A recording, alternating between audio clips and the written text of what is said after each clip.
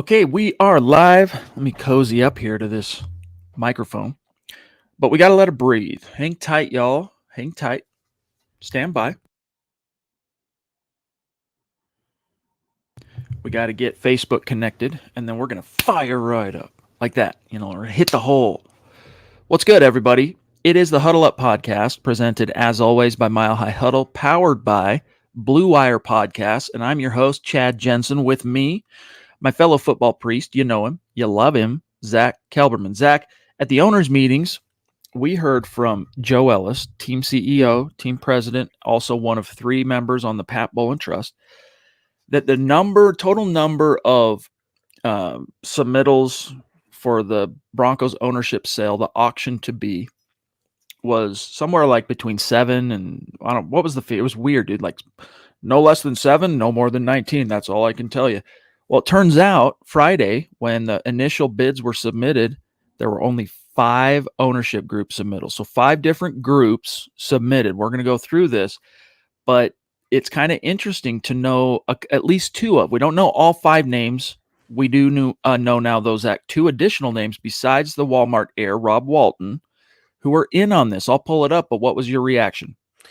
I mean, my reaction's been the same. As long as Rob Walton is not convicted of a crime between now and the summer, I think he's going to be the next owner of the Broncos. When you have $70 billion and the next candidate has 5 or 4, how can anyone compete with that? If he wants him, I believe it will be Rob Walton's team, and this is all just a window dressing to make the franchise look more appreciative and make him look like more of a valuable franchise. But I believe Rob's the front runner for a reason. I heard he's already submitted a bid.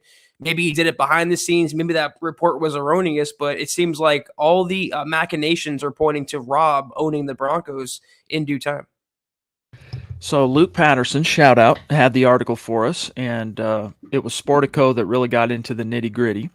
But here is what Luke writes, quote, "The Sportico report lists Walmart heir Rob Walton, who is the world's 19th richest billionaire, Josh Harris of," this is a new name, Josh Harris of Apollo Global Management, previously of the NBA's Philadelphia 76ers, and Todd Boehly, a LA Dodgers investor, as the 3 publicly named suitors to have submitted initial offers to purchase the Broncos. However, the other 2 bids did not reveal the names of the potential buyers due to exclusive privacy and anonymity on what's being estimated to be the largest sale of a professional sports team all time, expected to fall in the $3.8 to $4 billion range. So, Zack, for those that were pining and hoping to see and read the name Robert F. Smith, right, the United States' richest black man, he could be one of those 2 groups not named, but we don't know that yet. There's 2 of these groups, for whatever reason, they didn't want any of their information leaking out.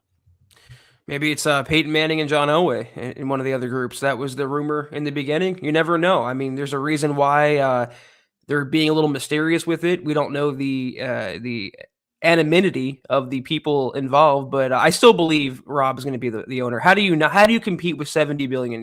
Even if you add up Josh Harris and Todd Boehly and all these other people, I believe their net worth would fall short of Rob Walton. So. Well, here's the thing. These 2 names that we have now sussed to the surface, besides Rob Walton, both have pro sport pedigree. Josh Harris, of course, NBA, Philadelphia 76ers. And then Boehly is a Los Angeles Dodgers investor. Now, if you go and Google any images of Boehly, you're going to find him heavily tied to the LA Dodgers, showing up at the games. The image on this story, for example, is him at a Dodger game.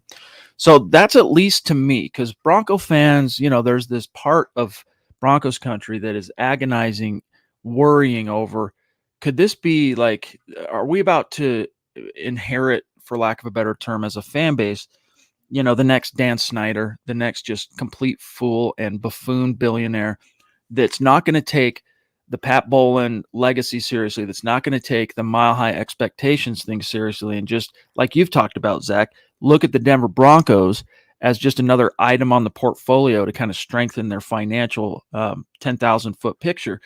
At least in this case, we don't know if that's true of Rob Walton. However, his ties to the Kroenke family would intimate that he at least understands what it takes to really be a good owner in a pro league. But Josh Harris, NBA history, Boley, Dodgers history. So that's at least on some level that should be. We don't know the character details yet, Zach. I'm rambling here a little bit, but we don't know the character details of these two men. But at least they have an experience in having been baptized in pro sport expectation.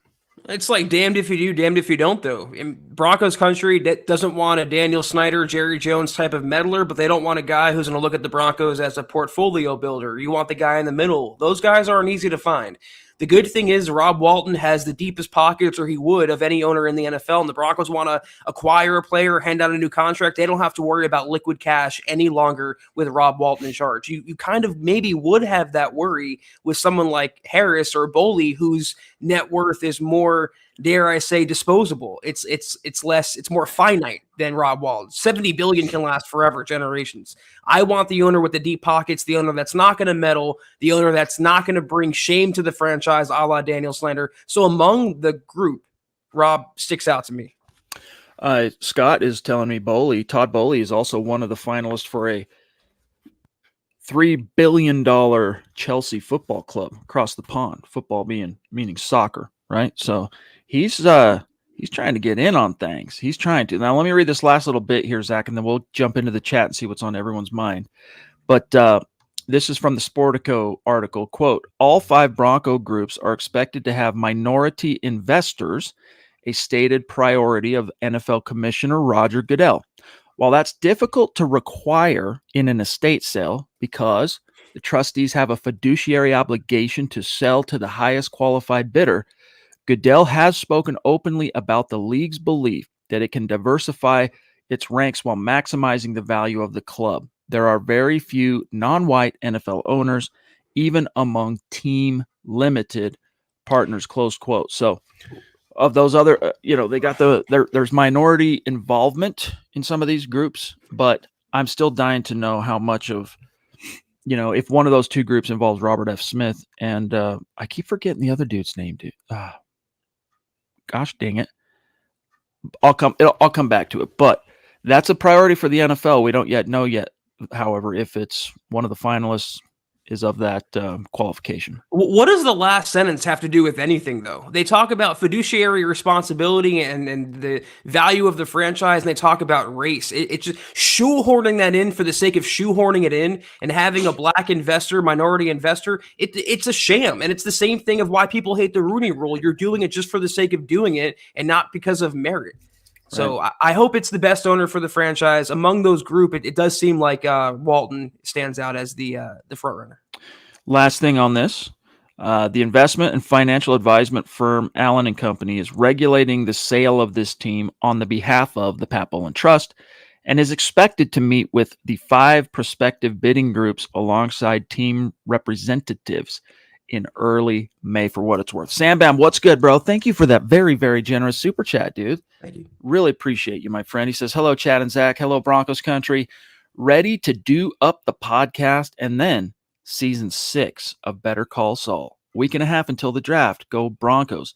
Yeah, we're stoked on the draft. I want to talk about that. But first, real quick, Better Call Saul. Bro, you'll not find a bigger fan of Breaking Bad than yours truly. I gave the first season of Better Call Saul a try because that dude was a joy. When he entered the Breaking Bad storyline, it was awesome. Like it was great. That first season, and people tell me, no, you got to grind through season 1, dude. Once you get past season 1, it's like phenomenal. Dude, season 1 to me was an absolute bleak, dour snooze fest. I don't know. So you'll have to tell me, Sam Bam, if it's really worth trying to muscle through that. But Zach, we're going to be at the draft. We're looking forward to it. We're stoked. We want to see as many of you there as possible. Next week, it'll be here before you know it. Yeah, can't wait to meet y'all in Vegas. We're very excited about going. And quick little roll call. Anyone who plans to be there who's listening right now, let us know. We love to get a little list going. So can't wait to see y'all out there. We'll call it a digital RSVP of sorts. Travis Weber in the house. What is good, bro? One of the biggest Bronco fans I've ever known. He says, whoever is the next owner, it will show the love and passion like Mr. Bowlen did. So are you trying to will that into existence? Before we went live tonight, we were talking about The Secret, right? The law of attraction. If any of you have ever read that book, The Secret. perhaps, Zach, that's what Travis Big T is trying to do here. Will into existence an owner that will do those things. I think if you're expecting anyone to be Pat Bowlen, you're going to be disappointed. There's only one Pat Bowlen, and unfortunately, he's no longer with us. We have to hope whoever the next owner is just makes the Broncos a better franchise. I think the football people, the players and the coaches and the general manager and the personnel there, they will do their best to keep the Broncos competitive, keep the Broncos a winning team. I just want the owner, whoever it is, to add that little extra with his pocketbook to make the Broncos a better, more legitimate, respected franchise. Kenneth, bite your tongue if this isn't true, dude. Bite your tongue. This better be true. To say ultimately, I think Better Call Saul turned out to be better than Breaking Bad. Like that's saying something. It's like, have you ever seen that clip from Family Guy where Peter Griffin's talking about, the cool kids of the movies, the shows that everyone considers to be the greatest of all time? Breaking Bad and The Wire. Breaking Bad and The Wire. Yes, indeed. That is a bold statement, my friend. The Wire's good. Another one you kind of got to grind through the first season or so so you can get invested. But I mean, you got Stringer Bell in that, uttered one of the most legit lines of any movie or television. If you come at the king, you best not miss. Straight Did you watch The Wire? You like Sopranos, dude. You like some HBO programming. That's what I was gonna say, bro. Like Sopranos to me is the greatest show of all time, and it's that, and then everything else. I mean, I try to get into Breaking Bad. I try to get into Ozark. I never liked Game of Thrones. It was Sopranos and everything else. Before that, there was Oz on HBO, which I loved. I like Oz too. The first 3 years was pretty great, but Sopranos is to me the GOAT of all TV shows. Did you remember Beecher from Oz, dude? The poor put upon, freaking flagellated Beecher, man. Yeah, that poor that's SOB. Broncos country since 2016. We're all Tobias Beecher. Beecher country. Yeah. Well, hey, maybe I need to give Better Call Saul another swing at the plate. Appreciate that. Scott's saying The Wire is maybe his number one. I love The Wire too. I'm really into The Wire. It sucks you in eventually, and the storytelling and the character stuff, it's so good. That was back when if HBO produced a miniseries, it was going to be good. Like you knew it would be good. Even Oz, I think Oz predated The Sopranos, if I'm not mistaken, in terms of timeline, right? That set the bar. That set the table for The Sopranos to do what it did and every other show that came after it. Having that sort of violence on HBO, non-network channel. I mean, we can get it. I'm a big TV buff, and I love watching these shows in the past. But yeah, Sopranos and everything else. Plum Bob, what's going on, brother? Appreciate the super. He says, I've heard Zach say for weeks that he wants Kansas City week 1 under the lights. I can't agree more. I want everyone to see us curb stomp KC week 1 to show we for real. Hey, it only took me like a half a beat. I got the syntax, but what do you think, Zach? I still want that. It's seeming like the scuttlebutt has been the Broncos opening on Thursday, the first Thursday against the Rams at Los Angeles, the season kickoff. Could be the Bills, though, against the Rams in that game. I would love for the Broncos to open up either at Kansas City or Denver, doesn't matter. Just prime time, week 1, get that streak over with, establish dominance in the West, and show Patrick Mahomes and company that Russell Wilson is now king of the mountaintop, and y'all best obey that. It would be really cool to see that as a nationally televised game, I'll tell you. Andrew Lampy, what's good, bro? Great to see you. Thank you for the stars. We really do appreciate that. In fact, while we're on the topic of stars, I might as well update you guys on where things stand here on day 18 in the month of April. We're trying to reach 250,000 stars this month. When we do, we will raffle off another Broncos jersey of the winner's choosing, and only those who contribute to the goal are in the running for that raffle. But sadly, the news is we're at 23%. So we got a lot of ground to make up, and that's helping out right there, Andrew Lampy. And again, guys, stars, we appreciate it. It's another way to help support us, keep the lights on. It's a way that we can monetize our efforts and the time and energy we put into this every single night on Facebook. So Andrew, you the man, appreciate you. Wait a minute now. You're freaking throwing me for a loop here, Josh. Like if I didn't know, I'd be tripping. I'd be like, yo, who is this? Vikings, he says, takes the cake for me. Damn good show. That is an underrated show. I mean, we're bogging down the conversation here a little bit, but we're in the off season. So pound sand. If you don't like it, I mean, it is what it is. Vikings, Ragnar, Lothbrok, or whatever, right? That's cool, dude. You learn, Zach, how the Vikings figured out, because real quick, for most of the existence of the Vikings, when they would go, they would live for the year on what they brought back from their summer ravages. They just follow the European coast south, right? And just like rape and pillage, bring back slaves, bring back resources. And then that would feed them through those brutal winters, like in Norway and Denmark and Sweden and all that. But they were stuck to the coast because for navigational purposes in the open water, you didn't know where you were going unless you could keep sight of the coast. And this Ragnar, he I can't even remember, through a slave or something, he learns about a sundial and how that can help you navigate on the open water without being in sight of shore. And boom, all of a sudden the Vikings they can go to so many different places. And it's actually really well done. It's on the History Channel, but don't let that turn you off. It's not some kind of documentary or anything. It's really well done. Let me know when they find a quarterback, the Vikings. We got Michaela Baum coming in, $9.99 super. Thank you so much, Michaela. We definitely appreciate that. So nice, I said it twice. Thank you, Michaela. She goes, will Peyton Group bid, meaning Peyton Manning, I'm assuming, would love a football man? We don't know. That could be one of the undisclosed names in the group, but they are millionaires. They're not billionaires, and there's a distinct difference between the two letters there. If anyone wants to go toe-to-toe with Rob Walton, they simply can't. If you're worth $500 million, that's literally couch cushion money for someone of the Walmart fortune. Indeed. But it would be real cool to see Peyton involved again at some level. But we just don't yet know if, he was working up a bid. I don't know. I don't know why it went from so many potential different players to only 5 bids being submitted. Perhaps, Zach, it has something to do with the qualifying process and the vetting and whatnot. I don't know exactly, but it would be cool to see Peyton involved. Yeah, or Elway. Imagine John Elway owning the piece of the Broncos or being the Broncos owner. Super Bowl winning quarterback, Super Bowl winning general manager, maybe Super Bowl winning owner. That's Elway for you, the Triple Crown. But we don't know. We'll have to see how it shakes out. My gut is telling me Walton, but maybe these other guys team up and become the Voltron of Denver and assume control of the franchise. Indeed. All right, let's see what else is on everybody's mind in the chat. Hey, shout out to Ernie, Big Ern in the house. What's going on, Ern? Good to see you, my friend. Shout out to Kathy. Shout out to Albert and his wife, Michelle. You've been in our thoughts and prayers, my friend, your wife and your family. So for what it's worth, we got James Hyatt in the house. Walton, if he wins the bid, he says, would be the richest NFL team owner.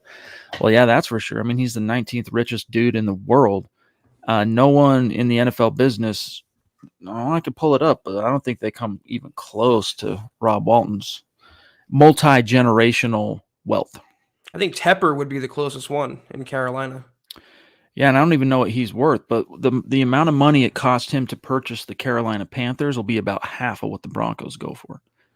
Think about that. The Denver Broncos, this small market team from the 1960s that couldn't, barely could get their foot in the door in the AFL, now being sold in 2022 for something approaching $4 billion. Like, boggles the mind, really, how, inflation's a thing. We get that. It's like my grandpa would tell me stories about how you could take a nickel when I was a little boy, go down to the candy store and come away with, baskets and baskets.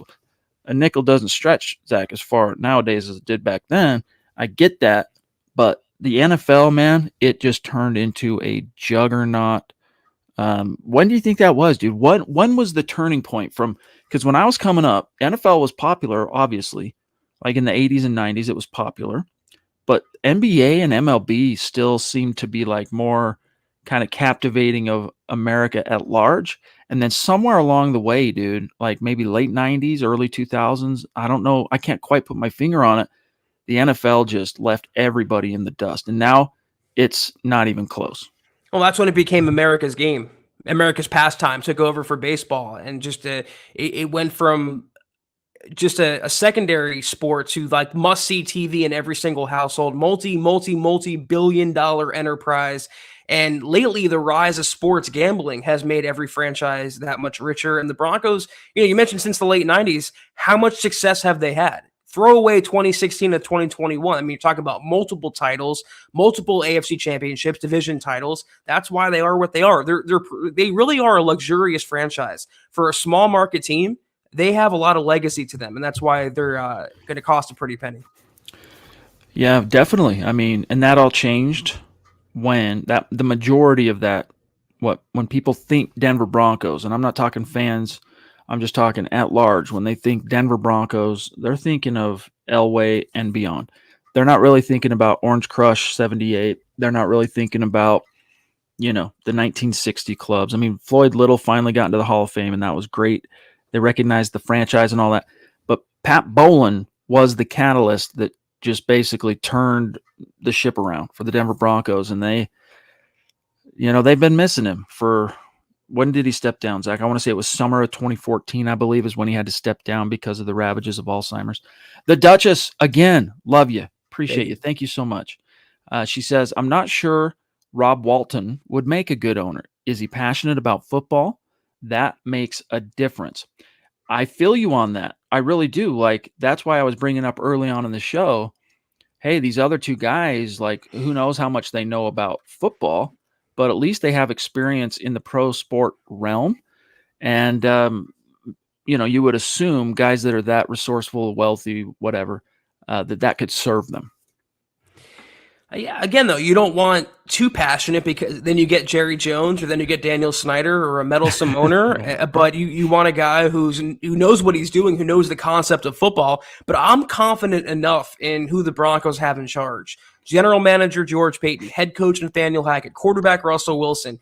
I want to see this team win. That's priority number one. Whoever owns the team is priority number two. They can help the franchise if it comes down to money or paying a player, doing this or that, stadium upgrades, renovations, but winning football games is first and foremost, and they have the guys in charge already to get that done.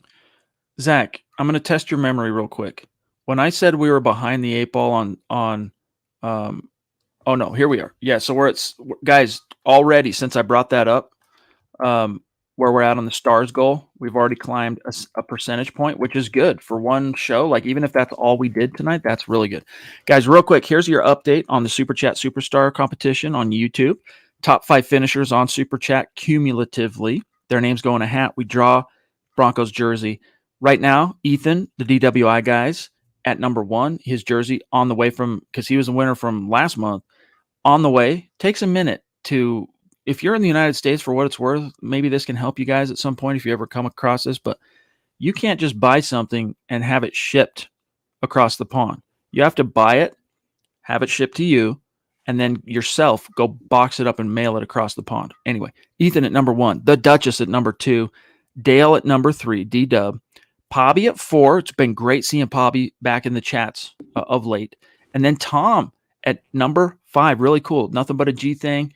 At number 6, you can see Nash, the Queen, Daniel, Sam Bam, Cottonmouth, Corey H., the Boogmeister, KB, etc. So there's your update on the Super Chat competition for the month of April. Phil, what's up, bro? Appreciate you. He says, do the bidders get a second chance? Is it one bid and done?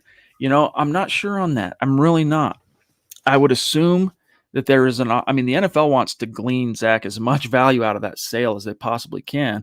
And the trust has, as we've talked about, a fiduciary responsibility to get top dollar, the toppity-tippity-toppest dollar that you can get. So I would assume, in the spirit of competition, when you're talking about supply and demand, that they'll why would all 5 of them be meeting with team representatives next month if that highest bid already did it? Like, I would guess that they're going to have an opportunity to match, exceed all that in the coming weeks. I don't know all the details. This is such a rare occurrence, by the way, in the NFL that, even the hard, the hardcore, weathered journos that are into this type of thing, like on the sports side, like Nikki Jabvala, formerly of the Denver Post, is a good example. Like, this type of stuff is what she gets paid to do, like roll her sleeves up into this stuff and become an expert. This is still very new stuff. I doubt she knows everything there is to know on the subject. God bless her, because I can't do it consistently. I roll my eyes at this type of stuff. I glaze over. But second chance, I don't think so. I think it'll be like Who Wants to Be a Millionaire, or in this case, a billionaire. Is that your final answer? Is that your final bid? You get what's the most you're going to do? You put that in. Whoever has the highest bid owns the Broncos. End of story. I think. We'll ask Nikki. We shall see. Greg, yeah, of course, dude. Anytime you guys reach out with an email or a DM, we're going to reply. Appreciate you. Rando from the great White North in Alaska. Great to see you, bro. How you been? He says, thank you, Priest. Dropping some stars. I'll listen later tonight. I'm rooting for Rob Walton to become the owner. Interesting. Thank you, Randy. Really great to see you, bro. Appreciate that. Thanks, Randy. GLP, another legendary figure in our community. Gary Leach Palmer says, less than a week till the draft. Can't wait for George Payton to work more magic. Denver Broncos for life. Let's ride. That's right. It'll be here before you know it. It's a little bit of draft us, interrupt us. It's like the anticipation on your wedding night or whatever, and you got to wait till the next day. It's like that for Bronco fans. You're like, all right, the draft, we're so like stoked to see what's going to happen on the first round, and then wait a minute, we don't get it. Oh, Zach, your line was the best on this though. You do have a first round pick. His name's Russell Wilson. So you just got to find out who your first round pick was a couple months in advance. And the good thing is you might have to wait, but the honeymoon's going to last about 5 months, not, a couple nights. That's what it's going to be this football season, having Russell Wilson, Hackett, and the whole rejuvenated Broncos locker room. Going to win a lot of football games, and it's going to start in the draft in Vegas. We'll be there. Cannot wait. Bart Scott voice. Can't wait. Can't wait. On that subject, that reminds me, I'm going to grab the Boogmeister, and then there was an article that Luke wrote. Luke published 2 articles today, grinding. He's freaking grinding. On the subject of Russell Wilson that I'm going to come back to here in just a second. But first, the Boogmeister. What's good, bro? He says, great value at Mile High Stadium. Oh, football gods, give us good luck. Yeah, I don't know how much those 2 streams would really cross, to be honest with you. I mean, I guess there's a chance they could, but I don't think you're going to see it become Walmart Stadium. Those 2 things are separate. Plus, he has nothing to do with Walmart anymore. He's not even on the board anymore. He sold out his, I don't know about his shares and all that stuff, but like his interest as a, shot caller executive, he stepped down and passed it on. What was I reading, Zach? Was it to his younger brother or no, it was his son-in-law took over for him at Walmart for what it's worth.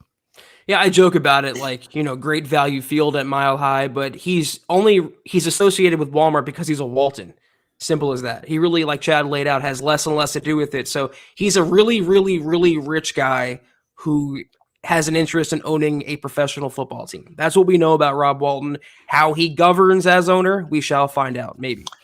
We shall see. The Oi Boy himself again, Josh, this time from a different handle on YouTube, saying, I'm sorry to throw you off, Chad. I have 2 channels on YouTube, one for hobbies and music and personal interests, and one for politics, philosophy, education. That aside, though, I want to see W's despite ownership. I feel you. By the way, I mean, the number of YouTube accounts I have because of all my kids, they want a YouTube account. Okay, cool. We'll create your little account, and I got to have it on my phone, my wife and I, so we can keep track of what they're doing. But yes, Zach, it all comes down to the product on the field. We kind of start glazing over a little bit when we get into the whole ownership thing. But honestly, Zach, that was when it was so far down the road and it was such a big, convoluted picture that it almost wasn't worth our time. It was very Game of Thrones-ish in terms of which of the Bolainaires is going to emerge on top of this and become king of the hill. But now that it's coalescing toward a resolution, I'm perked up a little more. I want to know what's going on. I want to know who it's going to be. So, but at the end of the day, product on the field. Let's hope that does not get impacted for the worst anyway by the coming ownership change. That's been my credo all along. I mean, I really don't care who owns the Broncos as long as they win football games. And I hearken back to last season. Didn't they lose 22-9 in one of the Kansas City games? Wasn't it 19-9, 22-9? That was the second one, yep. They didn't lose that game because they had no owner. They lost that game because they didn't have an offense. They didn't have the right horses on the field. Now they do. So whether it's Walton, Boley, whoever, a random ownership group, as long as they have the football guys in place, which they do, the Broncos will be okay. Zach, and then we're going to grab Michaela here. Do you remember who the defensive prospect was? The only defensive prospect drafted higher than Bradley Chubb in 2018? Denzel Ward. That's right. He got paid today. My dog got paid $100 million extension on 5-year deal. So congrats to him. Bradley, that's what can await for you, my dog. If you can stay on the field, you're going to get paid likewise. Michaela, again, thank you, my friend. She says, whoever the new owner is, they need to invest in a new stadium with a retractable roof. would be a great host for a Super Bowl. Thank you all. Yeah, that's the reason why, the Broncos' only chance at trying to get in on the hosting a Super Bowl conversation, Zach, was that one year the NFL decided to shake things up and consider cold weather destinations, and it ended up being MetLife Stadium and Peyton Manning in the freaking cold. But if the Broncos had an environmental, a stadium that could be environmentally controlled with a retractable roof, that opens the door for all kinds of possibilities, including the Super Bowl. I don't know. I mean, me being a traditionalist, I think I'm leaving well enough alone. It would kind of ruin. I mean, I know you can open the roof, but it would kind of ruin the home field advantage the Broncos have during the season of being that cold weather, blustery, windy, mile high environment. I don't think it's coming to Denver. The great value brand roof. If Rob Walton owns the team, I think they're going to leave it alone. Hopefully, if they do, it's better than a great value brand roof. You know what I'm saying? Like the great value brands, like the D brand or whatever. Yeah. Here's the article I alluded to from Luke Patterson, published, as you can see here, 3 hours ago. Title: Former Wisconsin head coach Brett Bielema. Is that how you say it? Bielema? I forget how to say his name. Russell Wilson will set a standard, quote, no one else can match. An interesting remark that he gave to the Colorado Springs Gazette's George Stoya. This is Russell Wilson's former college head coach, by the way. Quote, he'll set the standard, Will Russ, and the expectation that no one else can match. He'll prepare, practice, rehearse, and put himself in a position that when it comes time to compete at the highest level of competition, he'll be the standard for what everybody else has to be at. I know that's what he did in college. I know he did that in Seattle, and I know he'll do it in Denver. Closed quote. So, Zach, that no one else can match. Your thoughts on that? It sounds like a former head coach talking about one of his former players, honestly. It's true, though. He holds himself, Russell Wilson does, to a very high standard. He's known to be a really, really intense, prepared football player who lives and breathes the sport. People talk about his robotic personality. I think he's pretty genuine, and he will bring that to Denver. And I think anyone like, I'm not even going to pronounce his last name, Brett, would say you compare any quarterback to Russell Wilson in the last 5 years in the Broncos, and Russell Wilson looks like, because he is a future Hall of Famer. So it's a nice, again, when it's April 18th and we have nothing else to go on, it's nice to hear about that. But ultimately what will matter, what Russell Wilson does on the field this fall with the Broncos. And I think he's going to do well. By the way, it's Bielema. That's weird. I'm looking at it, the spelling of it, and I'm trying to see. Let me see. Bielema. Okay, I got it. I can see that. Bielema. All right. We got Cottonmouth, 78, throwing down. What's good, bro? So he said, I thought Homer Simpson was the Broncos owner. When Hank Scorpio took over the West Coast, he gave the Broncos to Homer. I'm lost on this.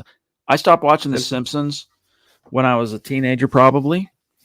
But I'm old enough. This will date me here, Zach. I'm old enough to remember the cultural phenomenon that The Simpsons quickly became, and being envious of the kids at school whose parents were cool enough to buy him a Bart Simpson shirt that said, I'm Bart Simpson. Who the hell are you? Had a freaking HE double hockey sticks on their t-shirt, wearing it to school. I was like, oh, dude, that's dope. Mom, can I? And she's like, child, please. But I don't know, dude. Other than that, I don't get the joke because I'm not wise on Simpsons. Chad, eat your shorts. This was a classic Simpsons. I mean, I'm not going to be a Simpsons historian. Let's just say that it's good that Frank Grimes doesn't own the Broncos franchise, because he was a down on his luck kind of guy. Although it is quite a trip how the Simpsons have predicted the future in so many different ways in the decades now that they've been in production. But all right, let me shift gears here for just a second. Albert Okwuegbunam, Zach, for what it is worth, and then we'll get back to the chat. Let not your hearts be troubled. Albert Okwuegbunam had a nice little side chat with Phil Milani of the team website, because the Broncos have been back in the building, OTAs. We're going to get to hear from some players tomorrow, for example. It's going to be cool. We'll have a lot to talk about when we come back Wednesday. And Kayaka is supposed to be on the show with us Wednesday night. We're stoked on that. But Albert Okwuegbunam, it was interesting the way Phil Milani posed this question, talking about, because he's talking about the energy and just like this kind of swagger that the team, this spark, this, this juice, this jump start they've had. And Phil Milani assumes that he's attributing that to the arrival of Russell Wilson. And Albert Okwuegbunam corrects him and says, honestly, no, that starts with Coach Hackett coming in here and establishing that from the jump in everything we do, from the meeting room to just the way we conduct ourselves. It's had a huge impact so far. And then Zach, he says, last thing here, really, first and foremost, this is Albert O. Hackett just wants to connect to us as people and then just express how much he cares about this team and what he's willing to do to protect us as a team. Just him expressing that from his heart, I think that's where he initiated that kind of sense of connection. It was really good. So, Zach, if Nathaniel Hackett trying to establish that one-on-one personal bond with the dudes, with the fellas, before he starts trying to kind of boss them around and lead them around, that's a different tact. That's not a tact Fangio took. That's not a tact VJ took. And let's face it, that wasn't a tact Gary Kubiak took. Maybe a little bit John Fox, but he was a player's coach. But still, I think a little bit more aloof than the way Hackett is kind of posturing himself early on here as Broncos head coach. Man, you took my Dr. Thunder there, Chad, because I was going to say, pull up the quote from from Alberto talking about Fangio that way, or Pat Shurmur, and I'll wait while you do that. It didn't happen. They hired Hackett. They loved Hackett. They fell in love with him. George Payton did, because of his football prowess, obviously. His offensive play calling, what he can do there, but the way he connects people, his energy, his personality. We all played the clip before he got hired, weeks before, of him getting like orgasmic over a play fake that he was playing in a meeting. That's the type of guy that Nathaniel Hackett is, and they've long lacked that in the Mile High City. Even going back to Gary Kubiak, he was a little more stoic than people remember him being. They haven't had this firebrand in the locker room leading them like Nathaniel Hackett is. So that's why any player would love to play for him. But when you're an offensive player and you're playing under Hackett, you're extra hype. And Alberto is extra hype. I like that. Firebrand. Andre Williams jumping in. What's good, bro? Welcome. Connect on Twitter. Appreciate that super chat. He says, I love the show. Keep up the good work. Can't wait to see MHH grow more. Thank you, Andre. Hey, so kind of you, my friend. Yeah, it has really, MHH has kind of taken on a life of its own, and it's thanks to you guys. It's kind of grown out of the podcast, because MHH was always very successful on, the written side of things. We've always done very, very well, lots and lots of traffic, but it's kind of a separate ecosystem since we started doing these live stream podcasts. Like, if we didn't have these banners behind us, Zach, these backdrops, probably most people who listen to us every day and contribute to the conversation would have no idea that we're Sports Illustrated, that we're Fan Nation, because the streams have kind of separated. We try to keep them, I try to go through and show you guys the articles and all that stuff. But what I'm getting at here is the way MHH has grown on social media, from Facebook to YouTube in particular. I think we're about to cross 15,000 subs, which to us is like mind-blowing. It's thanks to you guys. So, Andre, you're one of those thanks that we throw out and shout out. Appreciate you.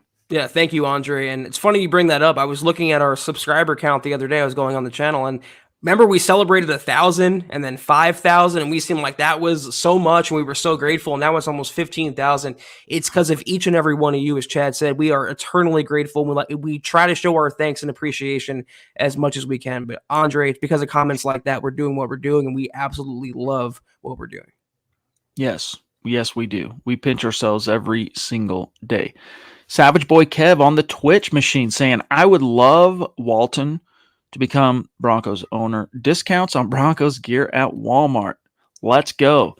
Yeah, it would be cool to see. It'd be cool to see. But again, he's probably, when we say he's no longer involved with Walmart, I mean, that's from a technical perspective, I guess. When it's your son-in-law running things now, I mean, put yourself in anyone who has, children old enough to be married, or, even old enough to have a boyfriend, serious boyfriend or girlfriend or whatever. It's like, hey, if you take your business or what you're doing and you hand it off to your daughter's husband, odds are that you're still kind of, if you want something to go down, it's still going to go down, because you're Papa Bear, you're daddy. So anyway, but technically speaking, he's no longer involved with Walmart. It'll probably be called the Broncos or something, but the the point is not lost on us, Savage Boy. And I don't think it's going to be that drastic. It's not going to be a thing. A lot of Broncos fans chat are worrying about the new owner selling the team, like relocating the team to another city. That's not going to happen. They're not going anywhere.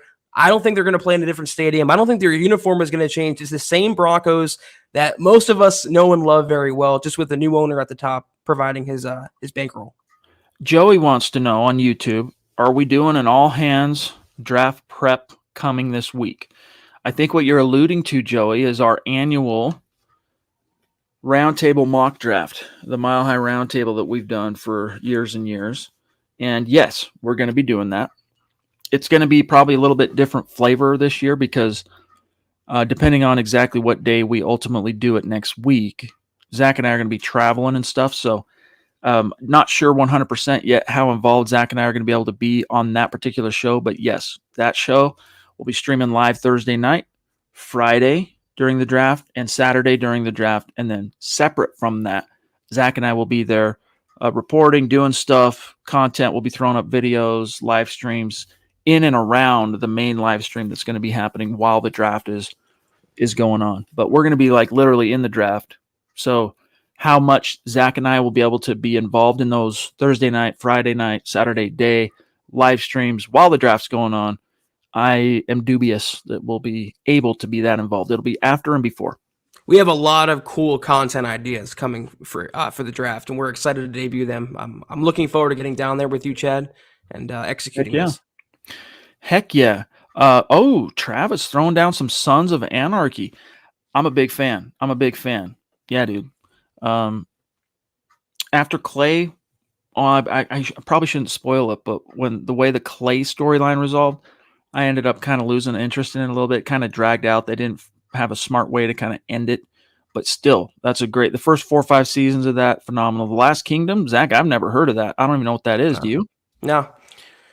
But I'll check it out, dude. That gives me something to switch.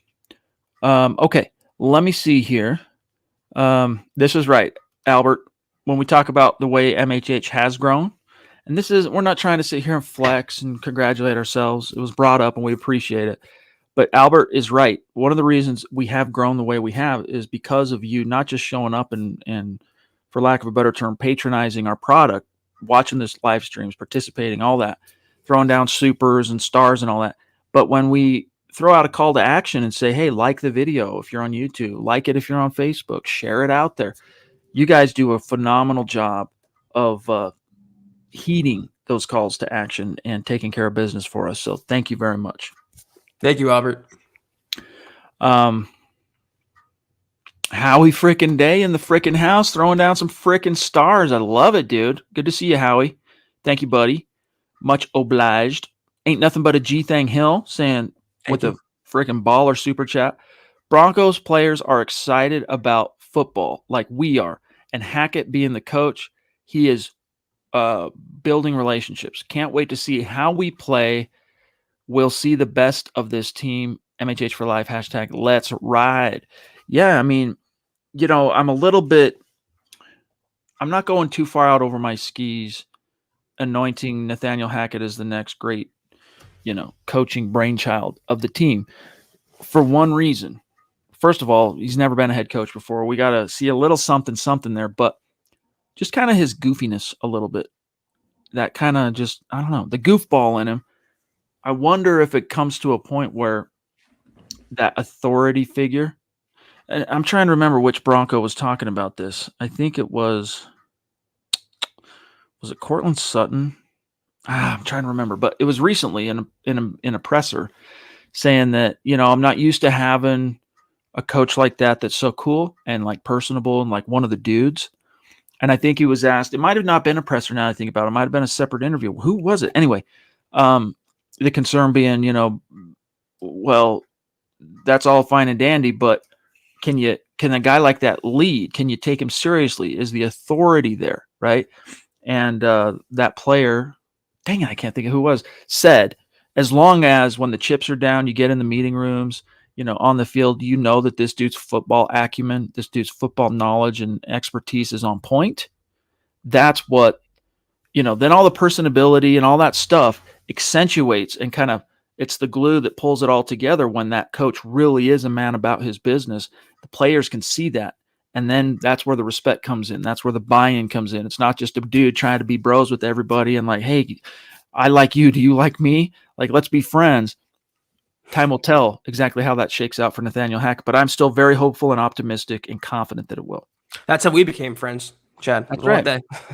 Exactly that way. No, but everyone before Russell Wilson came along, who is the person everyone in Broncos country was most excited to see in 2022? It was Hackett. And so was I, and I still am. And just like I mentioned, the energy and enthusiasm and the hope he's brought back to the Broncos franchise.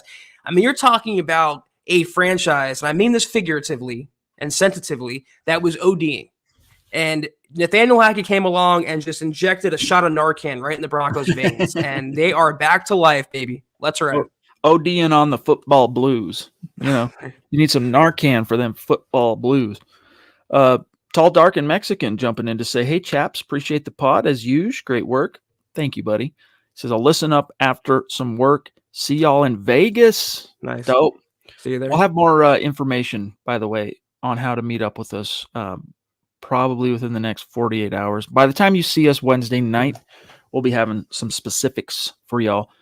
Ron Dubb, great member of our community, legendary figure, saying, hey, guys, how many combined sacks do you predict Randy Gregory and Bradley Chubb will have?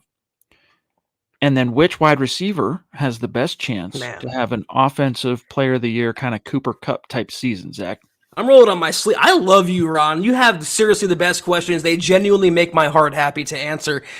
Combined sacks. I want to just plug myself for a second. I wrote a story about Bradley Chubb. He said the sky is the limit with him and Randy Gregory, and they look to have Von Miller and Bradley Chubb type impact together. Combined sacks being realistic. Let's assume, all right, we're going to assume they both play 17 games, which is priority number one for both players. I'm going to say they're going to eclipse 20 combined, 10 each at least. I mean, both scream off the edge and both will complement one another because NFL offensive lines cannot double team one or the other any longer. And the Broncos also have horses up front in Draymond, DJ Jones, Purcell to take up blocks, Ajim to allow Gregory and Chubb to run wild. So I'm going to say, to be specific, I'm going to say 22 combined sacks for Gregory and Bradley Chubb, but 6 forced fumbles to add on to that. We have to qualify answering this question with assuming they're healthy, right? Because that's a big assumption. Right now, Chubb's healthy. Gregory's banged up, recovering from an offseason procedure. If they're both on the field, I think the floor is 20 sacks combined. And then as far as the wide receivers, I'm still, guys, look, we get asked this question every once in a while about which receiver is going to have the most tutties, who's going to have the most yards or receptions. Judy might end up with more receptions, but I'm telling you right now, Cortland Sutton is going to explode. Thomas Hall had an article today at milehighhuddle.com. Go read it. 3 Bronco offensive veterans poised to become superstars in 2022. Sutton, one of those guys, and I concur with that. I think Cortland Sutton, out of the gates, you could see that Russell Wilson gravitated immediately to Cortland Sutton, and I think you're going to see it come out in the wash on the field for what it's worth. Cortland Sutton is going to have some huge production with Russ. Here's the problem, though. Unlike in LA, the Broncos have too many weapons for one receiver to have an offensive player of the year type year like Cooper Kupp. Beyond Kupp in Los Angeles, there was Robert Woods, and there was a couple other, lesser players, but no one on Kupp's level. The Broncos have not only Sutton, but Jerry Jeudy, Tim Patrick, even KJ Hamler, Albert O, and they have a pretty damn good running back in Javonte Williams. I agree that Cortland will lead the team. He will be a 1,000-yard guy, maybe a Pro Bowl guy, but because of so many mouths to feed, it's going to be hard for anyone to have that type of season like Cooper Kupp. Dude, Josh, anytime I see SOA abbreviated like that, I think of this very same band, dude. Washington, D.C. hardcore. Henry Rollins of Black Flag was in SOA, yes, and it was dope. Also, he was conveniently the front man for SOA, his first band. The Last Kingdom is great as well. That's right. So he was in Sons of Anarchy. Henry Rollins had a role in it because, he does, you know who Henry Rollins is, don't you, Zach? You know who we're talking about? All right. Rollins band, 'Cause I'm a Liar. That guy, legendary frontman for Black Flag. Before that, hardcore band. Before that, the band he was singing in when Black Flag found him was a Washington D.C. band called a hardcore band called SOA. So he was in SOA, and then he acted in a role in SOA later on. Like, see, this is what I'm talking about: the law of attraction, The Secret. And then The Last Kingdom, he says, is great as well. Another Viking English show similar to that of the Viking. Okay, all right, I'll remember that. Appreciate it. Appreciate you, Josh. Yeah, I wanted to get to this too. I want to end the show on a football question. John Chance wants to know if Chubb has a good year, maybe 15 sacks, do you pay him next year? I say ship him off when the value is high. The problem is he's not going to be under contract after the season, so you can't trade him for anything. You'd have to resign him, or tag and trade. Yeah, but he's going to be a free agent, so it's either you pay up or let him walk and get a comp pick if he signs with another team. Dude, I'll tell you right now, if Chubb if he meets his goal of being available for all 17 and he produces 15 sacks, I'm paying him. He's your number 5 overall pick, few years removed. I am paying him. I'm taking the chance just because you invested in him and it's giving you some returns. I'm paying him. He also won't turn 26, guys, until June. I mean, he's not plus 30. He's still very young in his career. And if he overcomes his injuries, he can be a damn fine pass rusher. They are so hard to find. I don't think many fans realize that. It's one of the toughest positions in the NFL to find. So if he breaks out this year under Evero and stays healthy, I'm paying Bradley. I really am. Guys, we talk about this every once in a while, but ownership bank accounts don't affect the size of a team's salary cap. That's determined collectively by the NFL. And every team in this league, anyway, gets to enjoy the same salary cap and all that. But what it can help Chance DeGama is cash on hand. If it's a billionaire with resources like a Rob Walton does, it's nice to have high volumes of cash on hand for negotiation purposes, like, signing bonuses, things like that. When you see a contract that says, like Denzel Ward, I don't know the details, but spitballing here, it's a 5-year deal worth $100 million. We know that. And, $55 million guaranteed with a $35 million signing bonus. Well, guess what? That signing bonus is due when they sign. So if you don't have as a company, you want to talk about fiduciary responsibilities. If you don't have that cash on hand to supply the signing bonus, and some teams, they have to like really move money around, like to make sure they have that in place because their owners aren't as resourceful.